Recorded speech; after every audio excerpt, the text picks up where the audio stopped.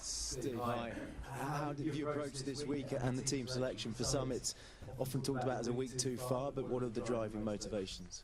It's very simple. The driving motivation is we want to win on Friday night against a very good Argentina side. I think this squad has built and progressed through the tournament. We want to continue that progression. And you've made quite a few changes. What's your thinking? Yeah, I think there's return to fitness of Marcus Smith, unavailable last week. I think looking at all the players after this will be our second 6-day turnaround in a row, after some pretty intense games, so I think there's been a need to make some alterations to ensure we have the energy intensity we require against a strong opposition we're going to face. Regardless of whether you win or lose this game, do you still consider it to be a successful World Cup campaign? I think I'll review the World Cup campaign as a whole post this weekend. Right now I want to make sure that we get the performance and the result we want on Friday night. It could be the end of an era for some of the players. Is that a driving motivation for the guys this week as well, to go out on a high? I think all the players want to produce a top quality performance every time they go on the pitch in an England shirt. It's quite right to say that there's a couple of players that not going to be with the England team going forward, and they've already come out publicly and said that. And I think that clearly we want to make sure that this is our last game as a team for a period. I want to make sure that it is a performance that is fitting of what we think we've started to build and progress over these last few weeks. Have any other players come to you and said, this will be my last game for England, or my last week with England? No. Can I just get a word on Ben Youngs and his contribution through the years, 13 years, 120 odd caps? You, obviously a man you know very well. Yeah, Ben has been a tremendous player for English rugby for such a long time. Our record cap holder, test appearances, a player who has seen a lot, been 4 World Cups, and I think has played an important role today within this squad. This World Cup on helping, particularly Alex Mitchell, helping the team progress through this tournament. So I think a guy who's a brilliant player and a fantastic team man. And how is Tom Currie coping with all the noise that's going on around him? Yeah, from my point of view, Tom Currie has been, his preparation this week, he's been the ultimate professional. He always is, every single day, every single week. That's my view on Tom. Yeah, I can come in on that as well. Just from personally, as Steve's already said, he's been first class, like he always is this week. But what isn't understandable is the amount of abuse he's got. The effect that has, not just on him as well, is the bit that I and we, I don't think, really don't understand. And I know it seems to be going more and more like this, but it shouldn't be. It shouldn't be. Steve? I think we're going to be real clear. This is not. It's right you to ask about Tom Currie. This is not a Tom Currie incident. Somebody has said something in a game that he has reported, and he's getting on with preparing. Now, this is a World Rugby and SA Rugby matter to be dealing with, not an England Rugby, not a Tom Currie matter. This is SA Rugby, a World Rugby matter now. Would it help you if World Rugby owned this and were a bit more transparent? You understand? We've said, I want to say on the matter, this is there to deal with. We've got a game Friday night which we're looking forward to, and Tom Currie's looking forward to, and every one of the England squad, players, management, we're all looking forward to. Finally then, just Owen, your motivations for this game, as I mentioned, the end of the road for a few players, is that something you've discussed this week? Well, we've got plenty of motivation. Everywhere you look, it seems like we have. So, as Steve has said, we're looking forward to this game, and it should be a good one. We want to make sure we do the England fans proud again, hopefully. So, yeah, we're looking forward to it. Hi guys, just on the Tom Currie abuse side of things, Owen, you said obviously you don't understand why it comes to that. I completely understand where you're coming from. Can you just talk a bit more about the effect that does have on coaches and players? I suppose the way social media is, sort of almost impossible to ignore. It gets raised, doesn't it? But it's also something that no one should have to deal with for obvious reasons. Yeah, well, we've kind of just said our bit there, and there's not really too much to say other than you're dealing with people, you're dealing with human beings, and just because you're saying stuff on your phone or behind a computer screen doesn't make it acceptable. And yeah, I think as I said just before, that it seems to be going more and more like this way, and I don't think it's acceptable. And Steve, you said he's the ultimate professional, the strength of his character to continue to be that when there is this going on, which is obviously outside of your camp, but it is there, isn't it? That probably just underlines again why he's such a important figure and player in your squad. Yeah, certainly, and all I can do is echo Owen's words. The captain of the England rugby team's just put it, I think, really, really well. Can I ask about Courtney Laws? Obviously, he said to us after the semi-final that he will retire from Test rugby after the World Cup, and can you just explain his impact on this group and his impact on English rugby across the course of his long career? I think this week, as we've debriefed last weekend's game, and we're using clips of Courtney, of things done so well, things exactly what he wanted to do. Courtney, the way he moves, the way he runs, the way he hunts for every loose ball, he chases down attackers, pulls them back in when he seems like he has no right to do it, but Courtney manages to do it somehow. And that hunger and fight that he has within him, the pride to help his team is what I saw years ago when he first joined the England team a long time ago, and I've seen it right till to last weekend's game. He's been tremendous and continues to be tremendous in the way he's helping the team this week. And can I ask, Ben was talking yesterday about the responsibility on players who will take it forward to almost set the tone for a new era on Friday, as well as obviously clearly going out to win this match. How important is that there's a dual opportunity there, isn't there? Because obviously a lot of you guys will continue, and there's a lot to think about. Obviously, it's not immediately the ambition, is it? But there's a lot to come moving on. Yeah, I think that responsibility that you're talking about there is always there. Every single time you play for England, and I've always remembered it as being that, and I think it always will be. So yeah, it's another opportunity. It's another opportunity to represent England, which I think the boys have done brilliantly over the past however many weeks now, and yeah, it's a great chance to do it again. I mean, you said you're not short on motivation this week. I'm just interested in how you've managed to turn the pain of last weekend into something that will drive you. You're used to having to lose games, but it so clearly affected so many players so deeply, just visibly on the field, in tears and that kind of thing. What have you said? How, as a squad, have you managed to convert that into fuel? Well, first of all, the programme's been managed in a way that's appropriate for this game, for players to be able to recover and be in the best shape they can be by the end of the weekend. And then, secondly, it's about you're dealing with individuals, you're dealing with people, and we were just talking about it before. Actually, it's like now when it's come towards the end of the week and you start getting together, and you're out there on the training field and you're in the team room. I think you start getting that bit of energy.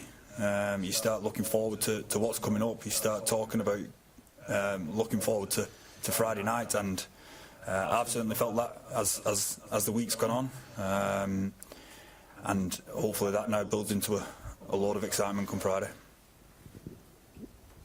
Steve, obviously you're not going to plan for a third-minute sending off, but how different a game do you think this will be from the first game, and how much do you think Argentina have developed through the tournament? Yeah, well, I think you see a change in both teams. I think both teams have developed over a number of weeks, a number of games. Argentina in particular, you've seen they've developed this long kicking game that they've really used to great effect, particularly in the quarter-final, where kick the ball almost from one end of the field to the other to then force the opposition into errors in their part of the field. So you've got to combat that. I think that then they've then developed some phase attack game within what they're doing that was a little bit different to what they did last time we played against them. And so I think with that, as ever, both teams will have spent more time and played more games together. So I think it's a different contest to the one that was played in Game 1 of the World Cup. All right. Just going back to the online abuse, it seems to be just part of everyday life now, particularly in professional sport, that anything happens, there's this pile on online. You've been subjected to as well. Is there any answer to this? Is there anything that players can do? Is there anything? Would there be thoughts of turning away from social media and not engaging with the public in future if it continues? Have you had a chance to think about that? That's I don't think something for us to come up with. I think there'd be people who know what to do about it more than there would be me. Be able to advise us on that. And again, everybody's different. It doesn't make me look fondly on it. Look fondly on engaging with people outside of the people that are close to you. It doesn't make me look fondly on doing that, no. I guess a little bit of a follow-up to that, Stephen, in terms of how Tom is this week, and I guess the easy option might have been not to pick him, or he would have asked to stand down, given the spotlight. And I know this is not an England rugby thing, but was that ever a consideration? And I suppose secondly, how is he coping with it? And is he getting has he had to get extra support maybe from yourself, or someone who's been through this sort of experience? So if I deal with the first part, the question about the performance side, and perhaps you might want to pick up how other aspects of it.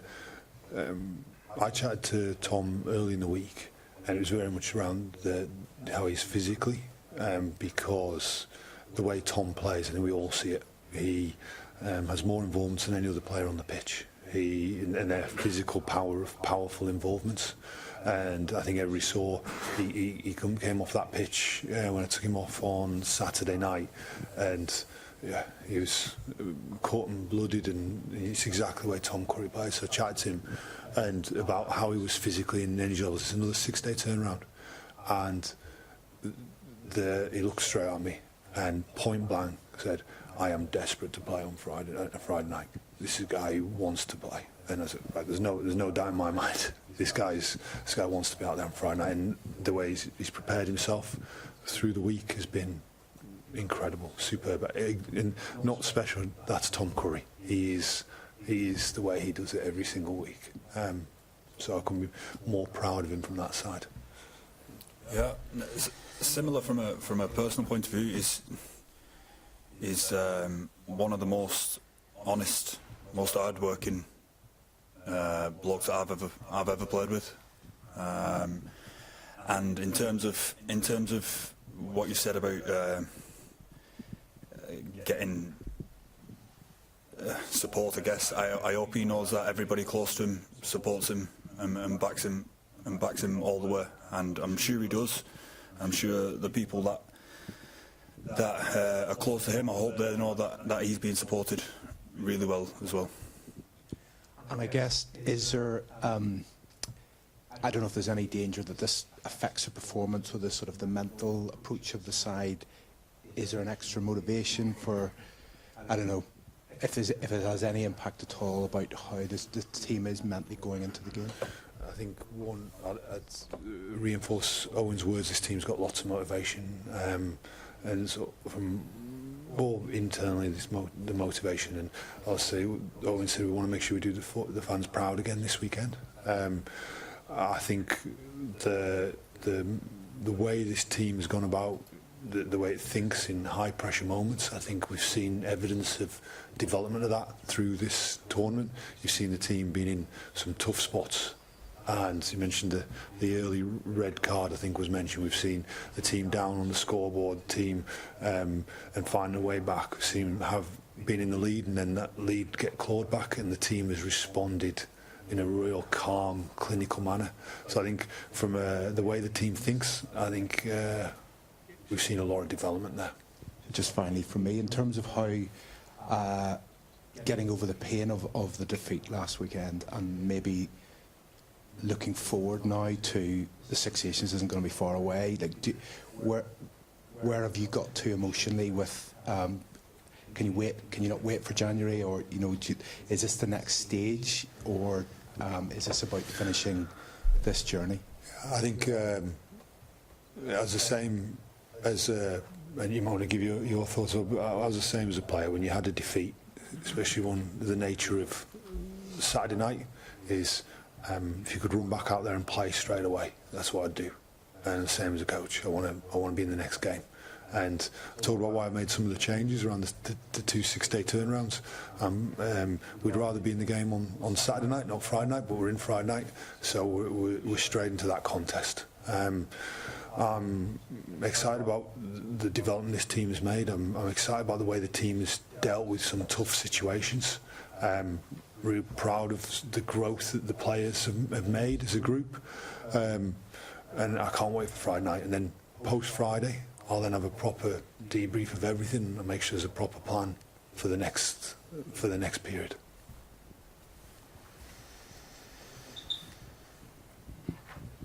Hi Owen. Sorry to be asking another question about Tom, but it is pretty evident how strongly you feel about this yourself. Is it fair to say there is a strong view throughout the squad on this? Is there just a lot of unhappiness amongst the whole group about how this all is playing out at the moment? No, look, I mean, I understand why there's all these questions about this at the moment, and we wanted, I guess, people to know our support of Tom, but it's not something that we've been talking about constantly. As Steve's talked about with Tom himself, he wants to get involved in this contest on Friday. It's his 50th cap. It's something that it's an unbelievably proud week for him, and it's going to be the same for a couple of others as well. Obviously Ben's last game as well. So we want to make sure that this week is about doing them proud. This week, as we said, we want to play.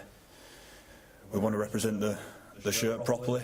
We want to make sure we make the fans proud again, hopefully. And as I said, we've got motivation all over, and that's the sort of stuff we've been looking forward to. And can I just ask, when you talk about support from yourself or widely amongst the squad, what does support look like? Is it more conversations, or anything in particular, or is it actually going the other way and trying to create a sense of normality despite noise going on?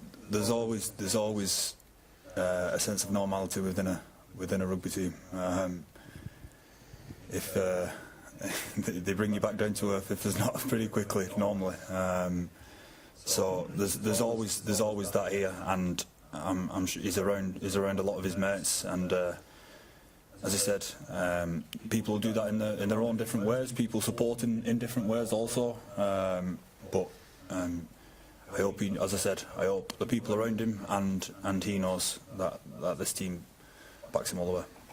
Steve, rugby's been criticised for quite a few years for not being exciting, for being boring. This tournament we've seen some absolutely spectacular games, one of which your team took part in on the weekend. Are you detached enough to work out whether the game has become a little bit freer and people have had more options with the ball in hand and in attack during the tournament?